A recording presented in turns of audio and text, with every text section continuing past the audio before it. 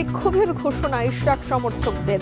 রিটের আদেশও কাল। উত্তর সিটি প্রশাসকের পদত্যাগের দাবিতে ডিএনসিসি ঘেরাও। সাম্য হত্যার বিচার দাবিতে বৃহস্পতিবার লং মার্চের ঘোষণা ছাত্রদলের। শাহবাগ অবরোধ, পুলিশের বিরুদ্ধে গড়িমসির অভিযোগ সহপাঠীদের। নির্বাচন পেছানোর পরিকল্পনার পায়তারা চলছে, অভিযোগ মির্জা ফখরুলের। জনগণের প্রতি দায়বদ্ধতা নেই বলেই রোডম্যাপ ঘোষণায় বিলম্ব।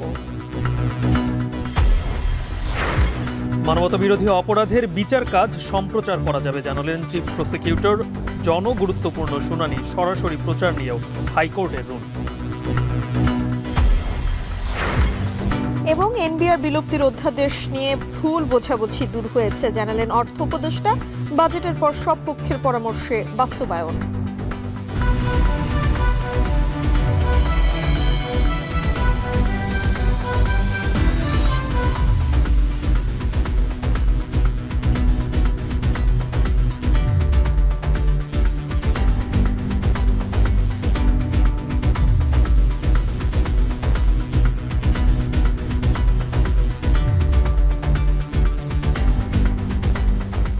শুনছিলেন শিরোনাম। স্বাগত জানাচ্ছি সান্ধ্যবাজারে। পুরো সংবাদ জুড়ে সঙ্গে রয়েছি আমরা দুজন, আমি তানজিলা খান মিম, আমি গালিব ইবনে রিয়াজ। বিএনপি নেতা ইশরাক হোসেনকে দক্ষিণ সিটি মেয়রের দায়িত্ব বুঝিয়ে দেওয়ার দাবিতে কাল ফের বিক্ষোভ করবেন তার সমর্থকরা। দাবি মেনে না নেওয়া হলে শহরের সকল নাগরিক সেবা বন্ধ করে দেওয়ার হুঁশিয়ারি দিয়েছেন ইউনিয়নের কর্মচারীরা। এদিকে নগর ভবনে দ্বিতীয় দিনের মতো ব্লকেট কর্মসূচিতে দিনভর বন্ধ ছিল নাগরিক সেবা। শপথ না পড়ানোর নির্দেশনা চেয়ে উচ্চ আদালতে দায়ের করা রিটের আদেশও দেওয়া হবে কাল। আরও জানাচ্ছেন সিউল আহমেদ। নগর ভবনের সামনে ষষ্ঠ দিনের মতো আন্দোলনে বিএনপি নেতা ইশরাক হোসেনের সমর্থকরা। এদিনও তালাবদ্ধ ছিল পুরো নগর ভবন, সাথে দ্বিতীয় দিনের মতো ব্লকেট। এতে গোলাপশাহ মাজার থেকে নগর ভবনের রাস্তা ছিল বন্ধ। সকাল 11টার পর থেকেই একে একে বিএনপির অঙ্গ সংগঠন, যুবদল, শ্রমিক দল যুক্ত হতে থাকে বিক্ষোভকারীদের সাথে। দাবি অনতিবিলম্বে ইশরাক হোসেনকে মেয়র পদে শপথ পাঠ করাতে হবে। একই সাথে স্থানীয় সরকার মন্ত্রণালয়ের উপদেষ্টা আসিফ মাহমুদের পদত্যাগ দাবি করেন তারা। এই সরকার কেন তালবাহানা করছে? আমাদের দাবি আদায় না হওয়া পর্যন্ত আমরা রাজপথে থাকবো। ঘোষণা পর্যন্ত আমরা রাজপথে থাকবো, রাজপথ কাঁপাবো, জাহানের হবে দেখা যাবে। কোর্টের রায় আসছে, এখন আমাদের এই সুন্দর পরিবেশ করে আমাদের সুন্দর নগর ভবন গড়ার আমাদের লক্ষ্য। সেটা আমাদের বাধাগ্রস্ত করতেছে, তা আমরা রুখে দাঁড়াবো। দুপুরের পর বৃষ্টিতে থামেনি নগর ভবনের সামনের আন্দোলন। বৃষ্টির মধ্যে জাতীয় সঙ্গীতের মাধ্যমে শুরু হয় কনসার্ট। আইনের সমস্ত অধ্যায় পুঙ্খানুপুঙ্খানুভাবে সম্পূর্ণ করেই আদালত রায় দিয়েছে। যেই রায়ের আলোকে গেজেট হয়েছে, গেজেটের আলোকে শপথ করেই সেবার দায়িত্বে তিনি নিয়োজিত থাকবেন। এই রায়ের প্রতি সরকারের সংশ্লিষ্ট প্রতিষ্ঠানের কতিপয় উপদেষ্টার যে খামখেয়ালিপনা, যে বিড়ম্বনা, যে কালক্ষেপণ করছেন, সেটা আজকে প্রশ্নবিদ্ধ হয়ে দাঁড়িয়েছে। পরে দক্ষিণ সিটি কর্পোরেশনের সকল ইউনিয়ন আন্দোলনের সাথে একত্রতা প্রকাশ করে। দাবি আদায় না হলে নগরের সকল সেবা বন্ধ করে দেওয়ার হুঁশিয়ারি দেওয়া হয়।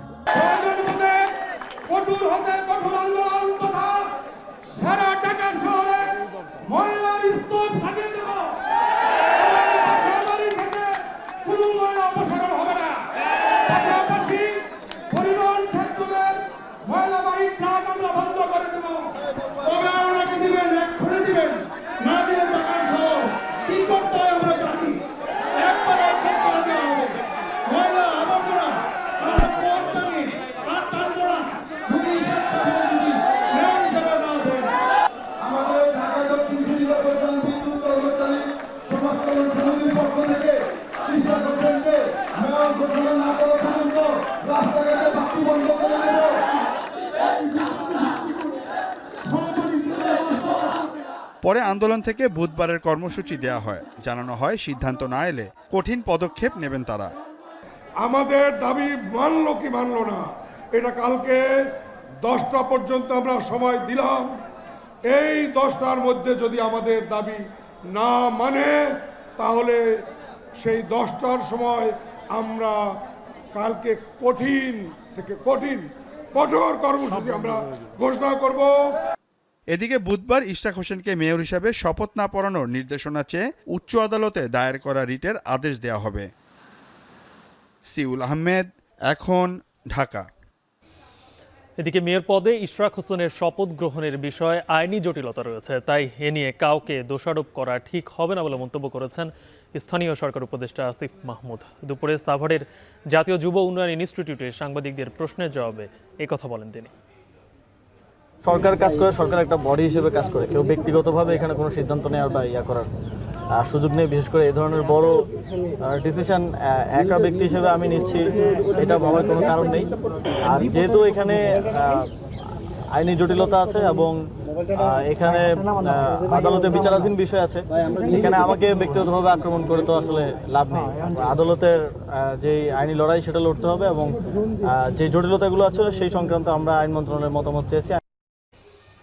একদিকে যখন ঢাকা দক্ষিণ সিটি কর্পোরেশনে চলছে উত্তেজনা, অন্যদিকে ডিএনসিসি প্রশাসক মোহাম্মদ এজাজকে অপসারণ ও গ্রেপ্তারের আলটিমেটাম দিয়েছে গণ অধিকার পরিষদ। মঙ্গলবার বিকেলে ডিএনসিসি ভবনের সামনে মোহাম্মদ এজাজের পদত্যাগের দাবিতে বিক্ষোভ সমাবেশে এই আলটিমেটাম দেওয়া হয়। দলটির মুখপাত্র মোহাম্মদ ফারুক হাসান বলেন, বৃহস্পতিবারের মধ্যে দাবি পূরণ না হলে পরবর্তী কর্মসূচি প্রধান উপদেষ্টার বাসভবন যমুনার সামনে হবে। বিক্ষোভকারীদের অভিযোগ, মোহাম্মদ এজাজ নিষিদ্ধ সংগঠন হিজবুত তাহরীর নেতা ও এনসিপির প্রতিনিধি। এ সময় সমাবেশের আয়োজক গণ অধিকার পরিষদের উত্তর শাখার নেতৃবৃন্দ ডিএনসিসি প্রশাসক মোহাম্মদ এজাজকে অবাঞ্ছিত ঘোষণা করেন। বক্তব্য আর স্লোগানে বিক্ষোভকারীরা আরও বলেন, দেশ আওয়ামী লীগের মতো ফ্যাসিবাদের যেমন জায়গা হয়নি, তেমনি জঙ্গিবাদেরও ঠাঁই হবে না। অন্তর্বর্তী সরকার কেবল একটি দলের কথা শুনে দেশ পরিচালনা করছে বলেও সমাবেশে অভিযোগ করা হয়।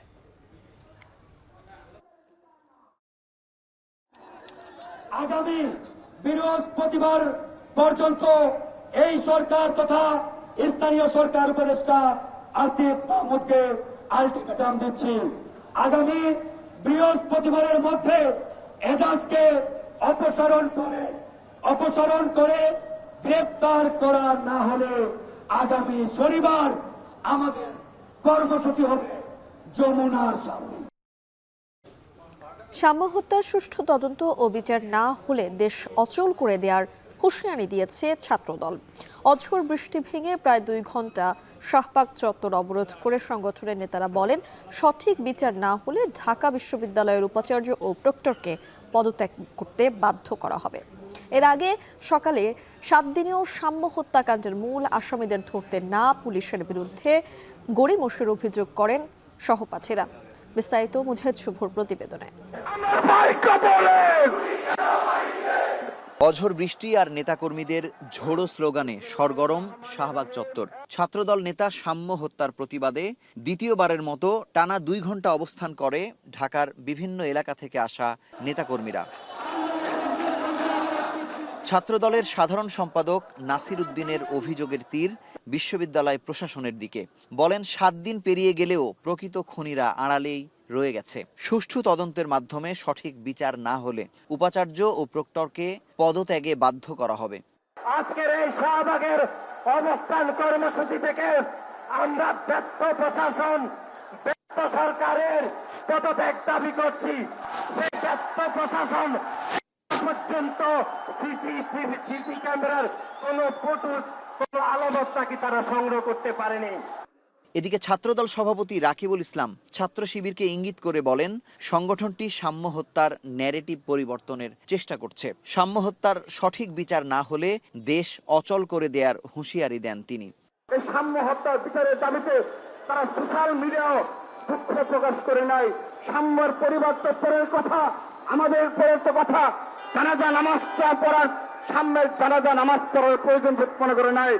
এই কি জুলাই আগস্টের স্পিড ছিল? আমরা তাদের ধিক্কার জানাচ্ছি।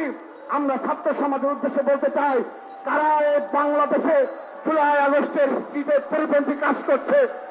জুলাই আগস্টে সকল ছাত্র সংগঠনের মাঝে ঐক্য গড়ে উঠেছিল, সেই ঐক্যকে কারা বিনষ্ট করছে। আমি সাধারণ শিক্ষার্থীদের উপর, বিবেকের উপর দায় ছেড়ে দিলাম। এদিকে ঢাকা বিশ্ববিদ্যালয়ের শিক্ষা ও গবেষণা ইনস্টিটিউটের প্রধান ফটকে আনুষ্ঠানিক সংবাদ সম্মেলন করে সহপাঠীরা জানান, আইন শৃঙ্খলা বাহিনীর কালক্ষেপণে মূল আসামিরা পার পেয়ে যেতে পারে। মূল আসামি গ্রেফতারে আইন শৃঙ্খলা বাহিনীর গাফিলতি আছে বলেও অভিযোগ শিক্ষার্থীদের। যে এই অন্তর্বর্তী সরকার আমাদেরকে রিপ্রেজেন্ট করে, যে বিশ্ববিদ্যালয় প্রশাসন আমাদেরকে রিপ্রেজেন্ট করে, তারা সাম্যকেও রিপ্রেজেন্ট করত, অথচ সেই সাম্যর বিচার আনার ক্ষেত্রে তাদের আমরা গাফিলতি লক্ষ্য করেছি। এটার আমরা তীব্র নিন্দা জানিয়ে রাখছি। আমরা এখন পর্যন্ত দেখতে পাচ্ছি যে এখানে গড়িমসি গাফিলতি সহ এবং যে হয়তোবা খুনিকে বাঁচানোর জন্য চেষ্টাও করা হতে পারে, সেটা আমরা এখনো নিশ্চিতভাবে জানি না, কিন্তু আমরা এটাকে গাফিলতি হিসেবেই ধরে নিচ্ছি। এখন তারা তৎপর হলে আশা করি আসামি এখন পর্যন্ত ধরা পড়ার কথা। সাম্য হত্যাকাণ্ডের পর রাজনৈতিক দলগুলোকে নোংরা রাজনীতি না করার আহ্বান জানিয়েছেন সহপাঠীরা। মুজাহিদ শুভ, এখন, ঢাকা। দেশে পরিকল্পিতভাবে নির্বাচন পেছানোর পায়তারা চলছে বলে অভিযোগ করেছেন বিএনপির মহাসচিব মির্জা ফখরুল ইসলাম আলমগীর। এরই মধ্যে বিভাজনের রাজনীতি শুরু হয়েছে বলেও মন্তব্য করেন তিনি। এদিকে ফ্যাসিবাদের পতন হলেও গণতন্ত্র পুনঃপ্রতিষ্ঠা হয়নি বলে দ্রুত নির্বাচনের দাবি জানিয়েছেন বিএনপি স্থায়ী কমিটির সদস্য নজরুল ইসলাম খান। বিস্তারিত জানাবেন জাওয়াদ মাহমুদ। সংস্কার ও নির্বাচন ইস্যুতে হাসিনা সরকার পতনের পরপরেই মুখোমুখি অবস্থানে বিভিন্ন রাজনৈতিক দল। দেশের অন্যতম বড় রাজনৈতিক দল বিএনপি ও তার জোটসঙ্গীরা দ্রুত নির্বাচনের দাবিতে সরব হলেও জামায়াত কিংবা ছাত্রদের নতুন দল এনসিপিকে জোর দিতে দেখা যায় সংস্কারকে ঘিরে। জাগপার প্রতিষ্ঠাতা শফিউল আলম প্রধানের অষ্টম মৃত্যুবার্ষিকী উপলক্ষে জাতীয় প্রেস ক্লাবে আলোচনা সভায় বিএনপির স্থায়ী কমিটির সদস্য নজরুল ইসলাম খান অভিযোগ করেন, নির্বাচনকে বিলম্বিত করতে চায় একটা গোষ্ঠী। তাদের উদ্দেশ্য নিয়েও প্রশ্ন তোলেন বিএনপির জ্যেষ্ঠ নেতা। বাংলাদেশের কিছু রাজনৈতিক শক্তি আছে, কিছু সামাজিক শক্তি আছে, তারা অনেকেই তাদের নিজেদের রাজনৈতিক স্বার্থে কিংবা তাদের গোষ্ঠীর স্বার্থে তারা এই গণতান্ত্রিক প্রক্রিয়াটাকে বিলম্বিত করতে চান। নানা কায়দায়, নানা কৌশলে। এদিকে রাজধানীর গুলশানে বিএনপি চেয়ারপারসনের রাজনৈতিক কার্যালয়ে দলের যৌথ সভা শেষে ভার্চুয়ালি মির্জা ফখরুল ইসলাম আলমগীর বলেন, দেশে বিভাজনের রাজনীতি শুরু হয়েছে। এ সময় পরিকল্পিতভাবে নির্বাচন পেছানোর পায়তারা চলছে বলেও অভিযোগ করেন মির্জা ফখরুল। ছাত্র জনতার রক্তের বিনিময়ে যে নতুন একটা সম্ভাবনার সৃষ্টি হয়েছে, যে গণতন্ত্রকে প্রতিষ্ঠিত করবার এবং সত্যিকার ফ্যাসিবাদ মুক্ত একটি আধুনিক বাংলাদেশকে প্রতিষ্ঠা করবার, সেখানেও আমরা দেখছি যে একটা কালো ছায়া এসে দাঁড়াচ্ছে। অত্যন্ত সুপরিকল্পিতভাবে নির্বাচনকে পিছিয়ে দেওয়া, জনগণের যে অধিকার, সে অধিকার থেকে জনগণকে বঞ্চিত করাবার এবং ভোটের অধিকার থেকে বঞ্চিত করবার একটা পায়তারা শুরু হয়েছে। এবং আপনারা নিশ্চয়ই লক্ষ্য করেছেন যে বিভাজনের রাজনীতি আবার শুরু হয়েছে। নির্বাচন বানচাল, দেশ বিরোধী চক্রান্ত রুখে দিতে বিএনপির সকল পর্যায়ের নেতাকর্মীদের সতর্ক থাকার আহ্বান জানান বিএনপি নেতারা। বাংলাদেশের গণতন্ত্রকে আর কেউ যেন কখনো ফ্যাসিবাদ স্বৈরাচার দিয়ে দাবিয়ে রাখতে না পারে। জাওয়াদ মাহমুদ, এখন, ঢাকা। বকেয়া বেতন ও অন্যান্য পাওনাদির দাবিতে কাকরাইল মোড় অবরোধ করে বিক্ষোভ করছেন গাজীপুরের টিএনজেড গ্রুপের 8টি গার্মেন্টস প্রতিষ্ঠানের শ্রমিকরা। এই মুহূর্তে সেখানে আছেন সহকর্মী রকিবুল রাহাত, বিস্তারিত জানতে সরাসরি যুক্ত হয়েছে। রাহাত, টিএনজেড গ্রুপের শ্রমিকদের কত মাসের বেতন বকেয়া আছে, আর গাজীপুরের 8টি শ্রমিক পোশাক শ্রমিকেরা কাকরাইল মোড়ে কেন অবরোধ করলেন, বিস্তারিত বলবেন।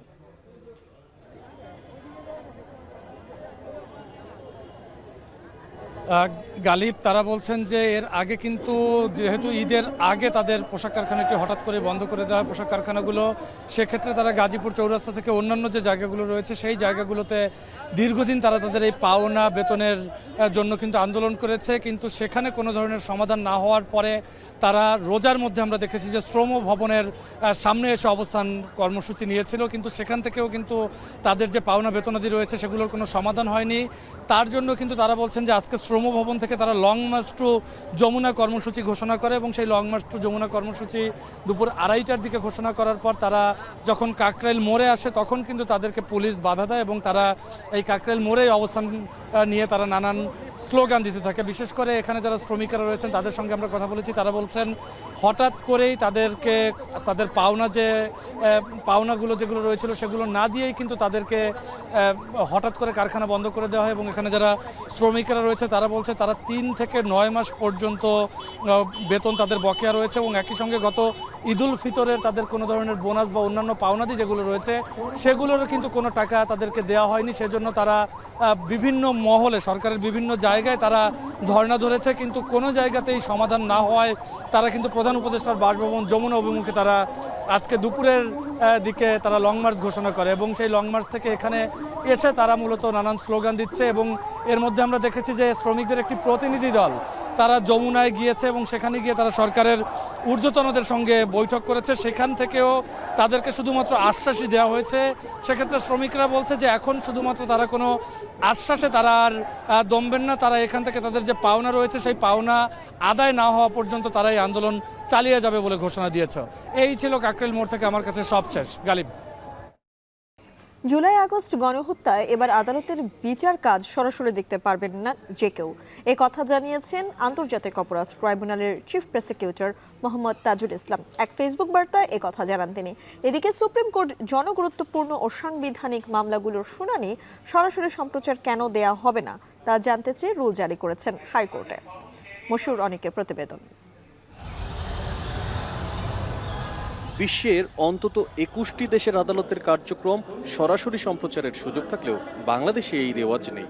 নিষেধাজ্ঞা আছে আদালতের মধ্যে চিত্র ধারণ কিংবা অডিও রেকর্ড করার। জুলাই আগস্টের মানবতাবিরোধী অপরাধের বিচারে স্বচ্ছতা নিশ্চিত করতে কয়েক দফা সংশোধন হয় আন্তর্জাতিক অপরাধ ট্রাইব্যুনাল আইন, আর এর মাধ্যমেই যুক্ত হয় সরাসরি সম্প্রচারের বিধান। এই ধারাবাহিকতায় মঙ্গলবার ট্রাইব্যুনাল 1-এর এজলাস কক্ষে ক্যামেরা সহ অন্যান্য যন্ত্রপাতি লাগানো হয়। প্রসিকিউশন জানায় আদালতের অনুমতি সাপেক্ষেই ট্রাইব্যুনালের বিচার সম্প্রচার করতে পারবে গণমাধ্যমগুলো। বিচার কার্য চলমানকে আরো গতিশীল, স্বচ্ছ এবং সবার কাছে পৌঁছে দেওয়ার জন্য আন্তর্জাতিক অপরাধ ট্রাইব্যুনালে যে বিচার কার্য চলবে সেগুলোকে ট্রাইব্যুনালের অনুমতি সাপেক্ষে রেকর্ড করা যাবে এবং তা ব্রডকাস্ট করা যাবে সোশ্যাল মিডিয়াতে অথবা অন্য কোনো মাধ্যমে। ট্রাইব্যুনালের সেই সেটআপটা, ওখানে ক্যামেরা, সাউন্ড সিস্টেম এবং সকল প্রকার ডিজিটালাইজেশনটা সম্পন্ন হয়েছে।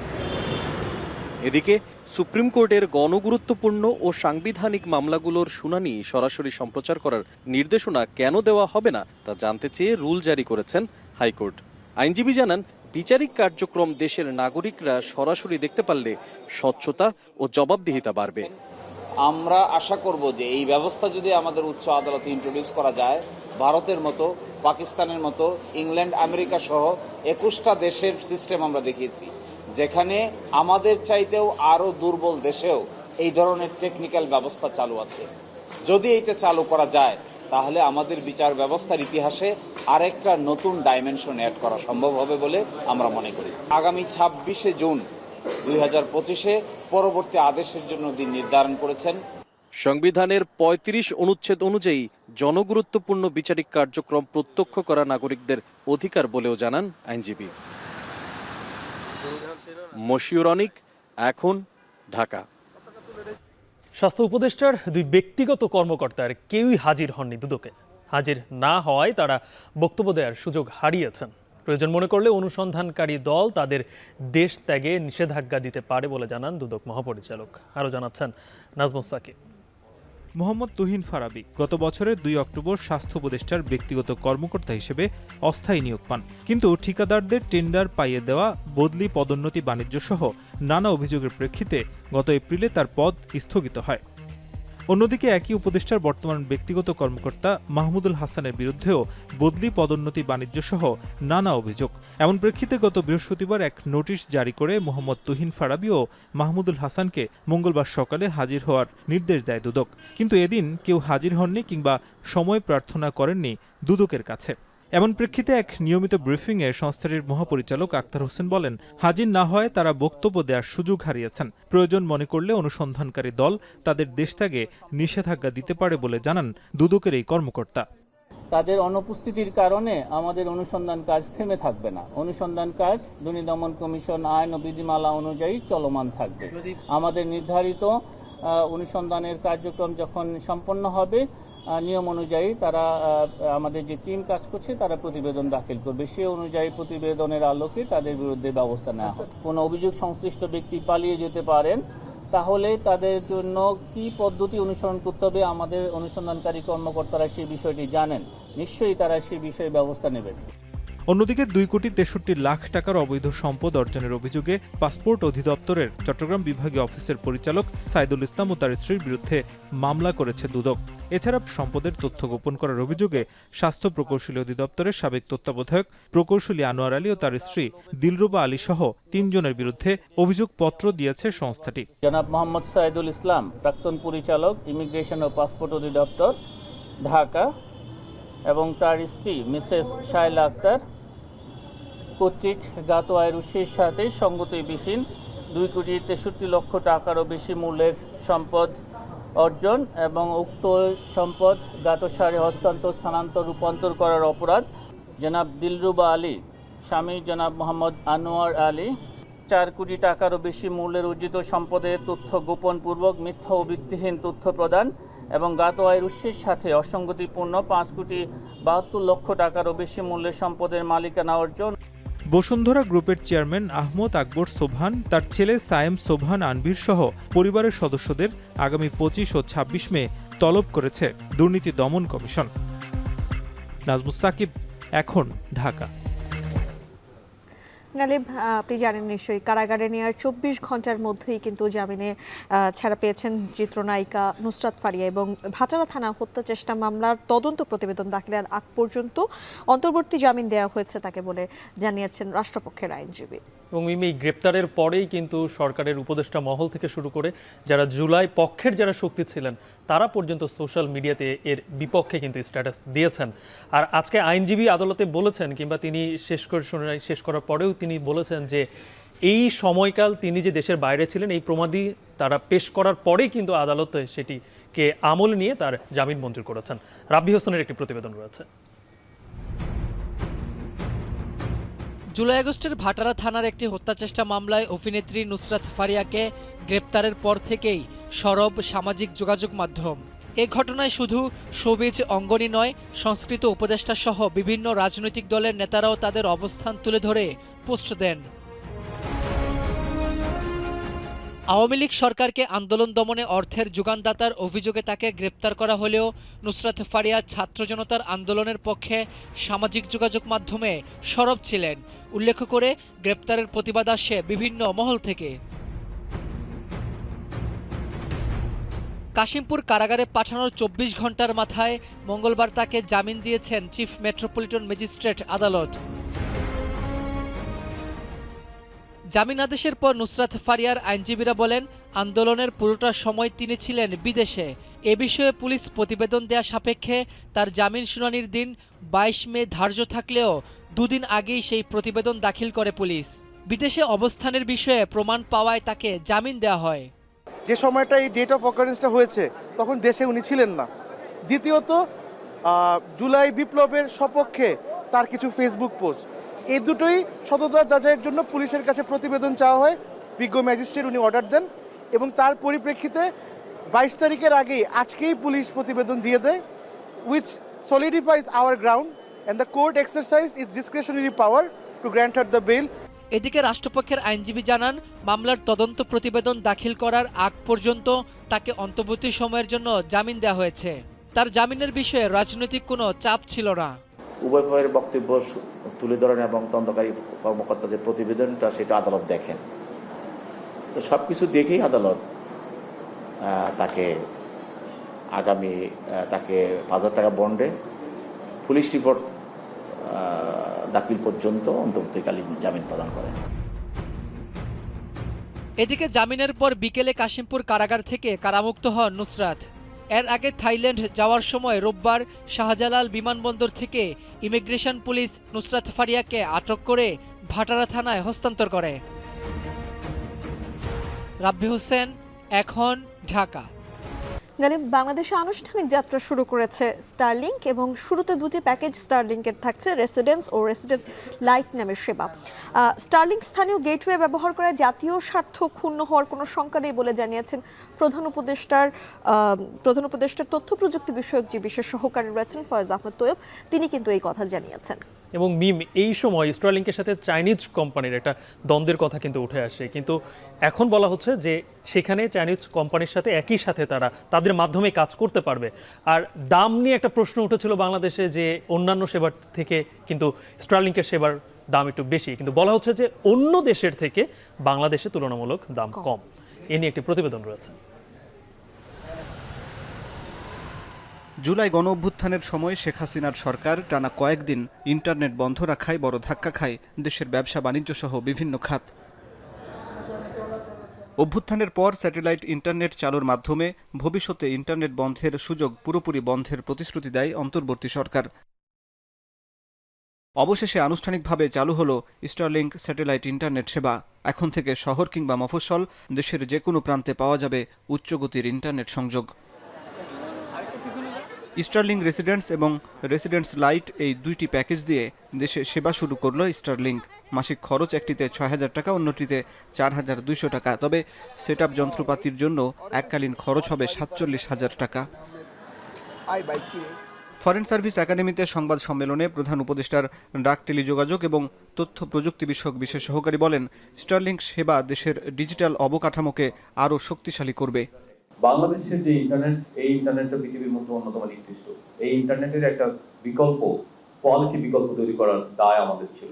জুলাইয়ে ইন্টারনেট বন্ধ হওয়ার কারণে গ্লোবাল কমিউনিটিতে বাংলাদেশের যে বিনিয়োগ সক্ষমতার যে চিত্র, এই চিত্রটা ভয়াবহ রকম ক্ষতিগ্রস্ত হয়েছিল।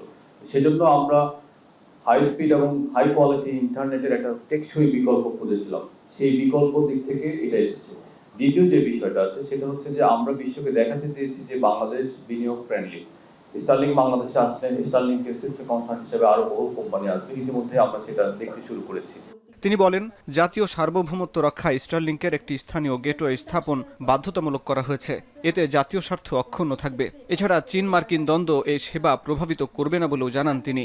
এর মাধ্যমে জাতীয় স্বার্থ বিঘ্নিত হবে না, এটার জন্য দুটো প্রোটেকশন আমরা দেখেছি। একটা প্রোটেকশন হচ্ছে স্টারলিংককে লোকাল গেটওয়ে ব্যবহার করতে হবে, অর্থাৎ তাদেরকে ground station, satellite ground station তৈরি করতে হবে এবং সেই গ্রাউন্ড স্টেশনের মাধ্যমে গেটওয়ের মাধ্যমে ইন্টারনেটে যাবে। জাতীয় নিরাপত্তার জন্য যে লফুল ইন্টারসেপশনের বিধান আছে আন্তর্জাতিক টেলিযোগাযোগ সংস্থা থেকে, সেই কমপ্লায়েন্সটা তাদেরকে মানতে হবে। পাশাপাশি প্রতিটা ডিভাইস যাতে আনঅথরাইজড ডিভাইস বাংলাদেশের সীমানায় না ঢোকে, বিশেষ করে সীমান্ত অঞ্চল সহ বিভিন্ন এলাকায়, সেজন্য আমরা বলেছি ডিভাইসগুলোর জন্য এনওসি নিতে হবে। আবাসিক ভবনগুলোতে একাধিক অ্যাপার্টমেন্টের বাসিন্দারা স্টারলিংকের খরচ ভাগ করে সহজে ইন্টারনেট সেবা গ্রহণ করতে পারবে। ফলে এককালীন খরচ বেশি হলেও এটি সহনীয় পর্যায়ে চলে আসবে বলে জানানো হয় সংবাদ সম্মেলনে। হাসিব বিল্লাহ, এখন, ঢাকা। দেশের সবচেয়ে মজবুত আরএফএল ল্যাডার, যা 606 গ্রেড অ্যালুমিনিয়ামে তৈরি। শক্তিশালী এমএস ক্রসবার নিশ্চিত করে সর্বোচ্চ নিরাপত্তা। RFL ladder. এনবিআর ঐক্য পরিষদের সঙ্গে বৈঠক ফলপ্রসূ হয়েছে বলে জানিয়েছেন অর্থ উপদেষ্টা সালেহ উদ্দিন আহমেদ। এনবিআর বিলুপ্তির অধ্যাদেশের প্রতিবাদে টানা কলম বিরতির পর সমস্যার সমাধানে সচিবালয়ে বৈঠক অনুষ্ঠিত হয়। বাজেটের পরেই সব পক্ষের পরামর্শ নিয়ে এনবিআর বিভক্ত করার অধ্যাদেশ বাস্তবায়নের কাজ শুরু করবে সরকার। তবে বৈঠক শেষে আন্দোলনরত ঐক্য পরিষদের নেতৃবৃন্দ কোনো বক্তব্য দেননি। আজহার লিমনের প্রতিবেদন। অর্থ মন্ত্রণালয়ের সরকারের ৩ উপদেষ্টার সঙ্গে আন্দোলনরত এনবিআর সংস্কার ঐক্য পরিষদের প্রতিনিধিদের বৈঠকটি চলে প্রায় ১ ঘন্টা ধরে। কিন্তু এই বৈঠক শেষে মুখ খোলেনি এনবিআরকে ভাগ করে সরকারি সিদ্ধান্তের প্রতিবাদে আন্দোলনরত ঐক্য পরিষদের নেতৃবৃন্দ। কথা বলেননি বৈঠকে থাকা অন্যান্য উপদেষ্টারাও। তবে অর্থ উপদেষ্টা জানান, আন্দোলনরত কর্মকর্তাদের সঙ্গে বৈঠক ফলপ্রসূ হয়েছে। বৈঠক কি ফলপ্রসূ? হ্যাঁ, গ্যাজেট করতে হবে, গ্যাজেটের আগে অনেক কাজ আছে, এইটা আমি চেষ্টা করি যত তাড়াতাড়ি সম্ভব। এখানে অর্থ উপদেষ্টাকে প্রশ্ন করা হয় এনবিআরকে ভেঙে জারি করা প্রজ্ঞাপন বাতিলের যে দাবি উঠেছে কর্মকর্তাদের পক্ষ থেকে তা নিয়ে। উপদেষ্টা বলেন, দেশের কল্যাণেই সিদ্ধান্ত নিয়েছে সরকার এবং আন্দোলনকারীদের তারা তা বোঝাতে সক্ষম হয়েছেন। আমরা বলছি আন্দোলন থেকে সরে আসেন, তারা কি বলুক না বলুক আমার আসে যায় না। আমরা বলছি যে প্র্যাকটিক্যাল হিসেবে বা দেশের স্বার্থে, দেশের স্বার্থে, দেশের ব্যবসায়িক স্বার্থে আমরা যেটা অনুমোদন করেছি সেটা রাখবো, কিন্তু ওদের জিনিসগুলো কিছুগুলো বিধি হোক বা যেভাবে হোক ওটা আমরা অ্যাডজাস্ট করতে চেষ্টা করি। জাতীয় রাজস্ব বোর্ডকে বিলুপ্ত করে গেল 12 মে এ সংক্রান্ত প্রজ্ঞাপন জারির পরই এর প্রতিবাদ জানিয়ে কলম বিরতি করছিল এনবিআর কর্মকর্তারা। শুরুতে তাদের কয়েক দফা দাবি থাকলেও শেষমেশ তাগিয়ে ঠেকে প্রস্তাবিত 2 বিভাগের শীর্ষ কে হবেন কিংবা পদবি নিয়ে। অর্থ উপদেষ্টা জানিয়েছেন, বাজেটের পরপরই 2টি বিভাগ প্রতিষ্ঠার কার্যক্রম শুরু হবে এবং তখন সময়ে সময়ে সংশ্লিষ্টদের মতামত ও পরামর্শ নেওয়া হবে। আজহার লিমন, এখন, ঢাকা। সরকারি কর্মকর্তা কর্মচারীদের মহার্ঘ ভাতা না দেওয়ার সিদ্ধান্ত থেকে সরে এলো সরকার। আসছে বাজেটে এজন্য বরাদ্দ রাখার সিদ্ধান্তের কথা জানিয়েছেন অর্থ উপদেষ্টা। জুলাই থেকেই পাওয়া যাবে এই মহার্ঘ ভাতা। দুপুরে সচিবালয়ে ক্রয় সংক্রান্ত উপদেষ্টা পরিষদের বৈঠক শেষে এ কথা জানান তিনি। আরও জানাচ্ছেন মুন্নাফ রশিদ। 2015 সালের 8ম জাতীয় বেতন স্কেলে মহার্ঘ ভাতা সংযোজন না থাকলেও সময় ও প্রয়োজন বিবেচনায় এটি পুনরায় চালুর দাবি ওঠে। গত জানুয়ারি থেকেই সরকারি চাকরিজীবীদের মহার্ঘ ভাতা কার্যকরের পরিকল্পনা ছিল অন্তর্বর্তী সরকারের। সে অনুযায়ী উদ্যোগও নেওয়া হয়েছিল। তৎকালীন মুখ্য সচিবের নেতৃত্বে গঠিত কমিটি 20% হারে মহার্ঘ ভাতা দেওয়ার প্রস্তাবও দেয়। কিন্তু সংকটকালীন অর্থনৈতিক পরিস্থিতিতে এ উদ্যোগের সমালোচনা করেন অর্থনীতিবিদরা। এমন প্রেক্ষাপটে তখন মহার্ঘ ভাতা দেওয়া থেকে সরকার সরে এলেও এখন নতুন করে আবারও উদ্যোগ নেওয়া হয়েছে। আগামী জুলাই থেকে মহার্ঘ ভাতা কার্যকরের ঘোষণা দিয়েছেন অর্থ উপদেষ্টা। এজন্য আসন্ন বাজেটে অর্থ বরাদ্দ রাখা হচ্ছে। মহার্ঘ ভাতা আমরা অ্যাক্টিভলি কনসিডার করছি। মহার্ঘ ভাতা নিয়ে যদি একটু বলেন। না, আমি এটা নিয়ে আমি কনসিডার করছি, এটা কমিটিকে দায়িত্ব দিয়েছে আমি, ওরা ওয়ার্কআউট করলে আমাদেরকে দেবে। হচ্ছে কি স্যার, হচ্ছে কি হওয়ার চান্স মোটামুটি, কিন্তু হয়তো একটু সময় লাগবে। আমি বাজেটের ওয়ার্কআউট করে দেখি কখন থেকে দিতে পারবো, কত দিতে পারবো। সচিবালয়ে ক্রয় সংক্রান্ত উপদেষ্টা পরিষদের বৈঠক শেষে তথ্য জানিয়েছেন অর্থ উপদেষ্টা ডক্টর সালেউদ্দিন আহমেদ। বৈঠকে গম ও এলএনজি কেনার সিদ্ধান্ত হয়। আজকে মোটামুটি আমরা গম, এলএনজি এগুলো আমরা তাড়াতাড়ি আনার জন্য বলছি। এছাড়া নতুন করে কোনো মেডিকেল কলেজের অনুমোদন দেয়া হবে না বলেও জানান অর্থ উপদেষ্টা। না, কিছু বলা দরকার না, আমরা বিবেচনা করব। মুন্নাফ রশিদ, এখন, ঢাকা। টানা ভারী বর্ষণ এবং উজানের ঢলে শেরপুরের চেল্লাখালী নদীর পানি বিপদসীমার 106 সেন্টিমিটার উপর দিয়ে বইছে। জেলায় দেখা দিয়েছে আকস্মিক বন্যা। ভাঙন আতঙ্কে 3 উপজেলার বাসিন্দা। ভারী বর্ষণে সিলেট ও কুড়িগ্রাম শহর জলাবদ্ধতার কবলে। শহরে রাস্তাঘাট ও গুরুত্বপূর্ণ সড়ক তলিয়ে যাওয়ায় বেড়েছে ভোগান্তি। সহকর্মীদের পাঠানো তথ্য ছবিতে বিস্তারিত প্রতিবেদনে। শেরপুরে গত বছরের অক্টোবরে ভয়াবহ বন্যায় ক্ষতিগ্রস্ত হয় হাজারো বসতভিটা ও ফসলি জমি। গতবারের ক্ষতি পুষিয়ে না উঠতেই এবারও দেখা দিয়েছে বন্যার আশঙ্কা। বিশাল বৃষ্টি বড় পাহাড় ভাঙ্গি চুরি গাছগুলো ভাঙ্গি ভাসি আসতেছে। যখন বৃষ্টি সিজনে ওখানে পানি হয়, বন্যা হয়, আমরা আর পারতাছি না। গেল কয়েকদিনের টানা বৃষ্টি ও ভারত থেকে নেমে আসা পাহাড়ি ঢলের ঘোলা পানিতে সেই আশঙ্কা আরও বেড়েছে। এরই মধ্যে শেরপুরের নালিতাবাড়ির চেল্লাখালী নদীর পানি বিপদসীমার 106 সেন্টিমিটার উপর দিয়ে প্রবাহিত হচ্ছে। এতে বন্যা ও ভাঙন আতঙ্কে দিন পার করছেন ঝিনাইগাতি, শ্রীবর্দী ও নালিতাবাড়ির নদী তীরবর্তী বাসিন্দারা। আজকে 3 দিন ধরে প্রচুর বৃষ্টি, বাড়ি ঘর আঙ্গর বন্যায় তলায় গেছে গা। খুব সমস্যায় আছি, বাড়ি ঘর তলায় গেছে গা, কোনো আবাদ ফসল করা পাইতেছি না। হঠাৎ নদ নদীর পানি বাড়ায় সতর্ক অবস্থানে প্রশাসন ও পানি উন্নয়ন বোর্ড। ভাঙন ঠেকাতে নেওয়া হয়েছে বাড়তি প্রস্তুত রাখা হয়েছে 8000 জিও ব্যাগ। আগাম বন্যার একটা আশঙ্কা বোধ করছি, সেই অনুযায়ী আমরা ঝিনাইগাতি উপজেলার সকল স্টেক হোল্ডারদেরকে নিয়ে একটি জরুরি সভার আহ্বান করেছি। পাশাপাশি পুনর্বাসনের জন্য টিন সহায়তা এবং নগদ অর্থ সহ সকল কিছুই আমরা ক্ষতিগ্রস্তদের মধ্যে বিতরণ করার জন্য প্রয়োজনীয় প্রস্তুতি নিয়ে রাখব।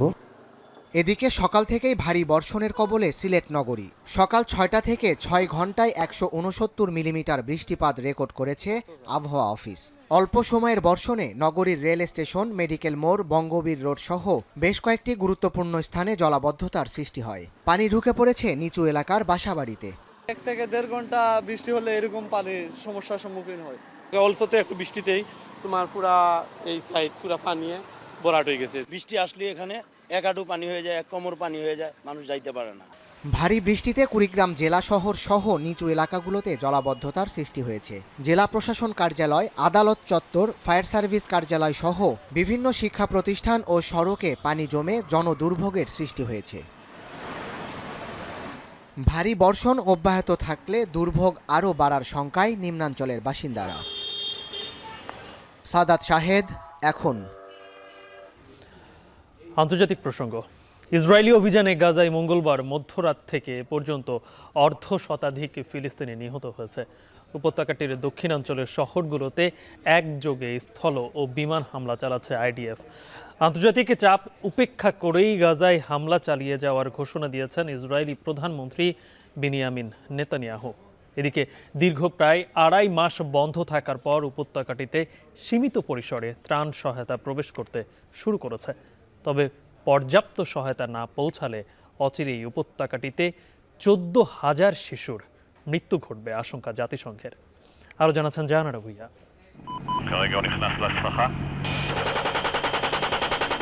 স্থল ও আকাশপথে একযোগে গাজায় অভিযান চালিয়ে যাচ্ছে ইসরায়েলি সেনারা। সাধারণ ফিলিস্তিনিদের আশ্রয় কেন্দ্রগুলো লক্ষ্য করে একের পর এক বোমা ফেলে যাচ্ছে তারা। দ্বিতীয় বিশ্বযুদ্ধে আণবিক বোমার আঘাতে যেভাবে তছনছ হয়েছে জাপানের হিরোশিমা, এর 80 বছর পরে গাজায় একই পরিণতি দেখছে বিশ্ব। গাজার হাসপাতালগুলোর পরিস্থিতি এতটাই নাজুক যে চিকিৎসা দেওয়ার মতো ন্যূনতম সরঞ্জাম নেই ডাক্তারদের কাছে। এতে চরম যন্ত্রণায় রয়েছে চিকিৎসা নিতে আসা আহত ফিলিস্তিনিরা। لكن أنا يعني نفسنا وأطفالنا يعني لقوا عناية كويسة. الحرب فنشدنا الأطباء الله يكون لهم معين من كتر الألوفات اللي بيشوفوها المتصابين مش قادرين। এ পরিস্থিতিতে গাজায় যুদ্ধ বন্ধ করতে ইসরায়েলের উপর চাপ দিচ্ছে যুক্তরাষ্ট্র, যুক্তরাজ্য, কানাডা ও ফ্রান্স। সোমবার ব্রিটিশ প্রধানমন্ত্রী কিয়ার স্টারমার, কানাডার প্রধানমন্ত্রী মার্ক কার্নি ও ফরাসের প্রেসিডেন্ট ইমানুয়েল ম্যাক্রো হুঁশিয়ারি দেন, ইসরায়েল যদি গাজায় যুদ্ধ বন্ধ না করে এবং ফিলিস্তিনিদের জন্য জরুরি খাদ্য সহায়তা ঢুকতে বাধা দেয়, তবে তেল আবিবের উপর নিষেধাজ্ঞা দেবে তারা। এছাড়াও আরও 22টি দেশ গাজায় জরুরি সহায়তা পাঠাতে ইসরায়েলকে আহ্বান জানায়। তবে বিশ্বের প্রভাবশালী এসব দেশের নেতাদের থোড়াই কেয়ার করছেন ইসরায়েলি প্রধানমন্ত্রী বেনিয়ামিন নেতানিয়াহু। কোনো আন্তর্জাতিক চাপই লক্ষ্য থেকে চুল পরিমাণ সরাতে পারছে না তাকে। অপারেশন গিডিয়ন্স চ্যারিয়ট নামে যে অভিযান শুরু করেছে আইডিএফ, তা অব্যাহত রাখার ঘোষণা দিয়েছেন নেতানিয়াহু। টেলিগ্রামে প্রকাশিত এক ভিডিও বার্তায় তিনি বলেন, পুরো গাজা দখলে নেবে ইসরায়েল, সেই সঙ্গে নির্মূল করা হবে হামাসকে। זה חלק מהכרעת החמאס במקביל ללחץ הצבאי האדיר, הכניסה המסיבית שלנו בעצם להשתלט על כל עזה. মুখে আন্তর্জাতিক চাপ মানি না স্বীকার করলেও আদতে কিছুটা নমনীয় দেখা যাচ্ছে ইসরায়েলি প্রধানমন্ত্রীকে। যুক্তরাষ্ট্রের চাপে দীর্ঘ প্রায় 2.5 মাস পর গাজায় 9 ট্রাক ত্রাণ পাঠাতে বাধ্য হয়েছেন তিনি। তবে বিশাল সমুদ্রে যা 1 ফোঁটা পানির সমান বলে দাবি জাতিসংঘের, কারণ গাজায় প্রতিদিন গড়ে 500 ট্রাক খাদ্য সহায়তা প্রয়োজন। Following 11 weeks of a complete blockade and amid a spike in the military offensive. This is a welcome development that should remain in place. Today, he said 9 of our trucks were clear to enter via the Karim Shalom crossing. এদিকে গত 4 দিনে গাজায় 1 লাখ ফিলিস্তিনি বাস্তুচ্যুত হয়েছে বলে দাবি জাতিসংঘের। জাহানারা ভুইয়া, এখন বিশ্ব। শেষ করছি সংবাদবাজার। তার আগে শিরোনামগুলো জানাচ্ছি আরেকবার।